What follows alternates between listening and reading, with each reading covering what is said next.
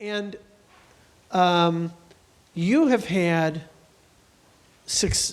when I say success, notable kind of legendary success in the previous two big macro recessions, after the 73, 75, and immediately after the 80, 82-ish recession. And in the great real estate recession, which was not a great macro recession, but it was a great real estate recession of the late 80s, early 90s. How do you stack up how the opportunities in real estate are different than those episodes or the same? And how do you think this plays out? Well, first of all, you couldn't be more different. This time around, the correlation was across all industries, all countries, all over the world. Mm-hmm. So, whereas in previous times, when real estate was, the crippled one, and the rest of the economy was doing okay, the banks could come in and foreclose. And they did, mm-hmm. and take action.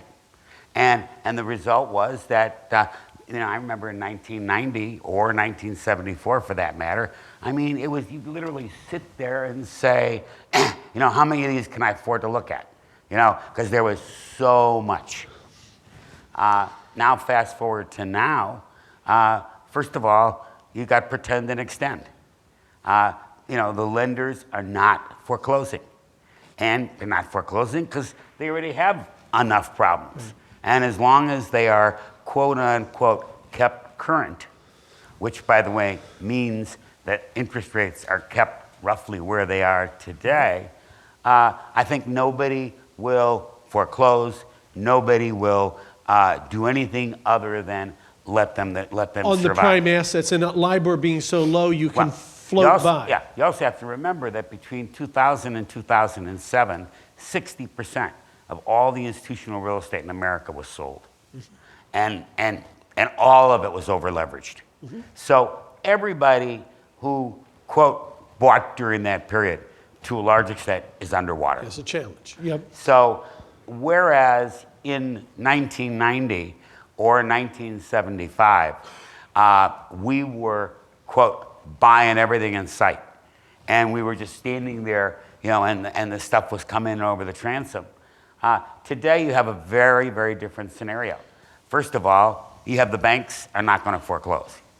If the banks don't foreclose, I don't think that the owners are going to necessarily provide a gratuitous deed in lieu. Unless they have to do a big feeding of a bad property. Yeah, well, unless they have no choice, okay? Right. So the bottom line is that anybody who generate enough income to carry is literally not going to move. Sure.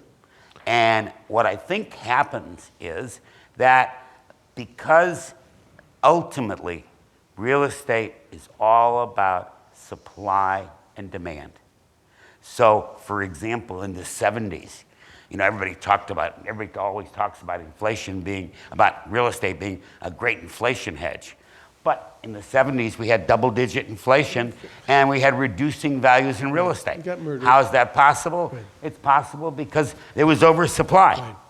I believe that over the next 24 months, pretty much everything that is currently vacant will release. But it'll release at 20, 30, 35% lower rates than the original, quote, asking rates. That will produce a 2012 or 2013 office building that's full. That's the good news. But in fact, is producing 30% less or 40% less cash flow than before. And the result at that point is that dilution is going to be the solution. And so if you're the owner, right now you have a hope certificate and nothing more. Right. You're going to have to bring in somebody who puts up capital in 2012 or 11, and they use that capital to pay down the debt.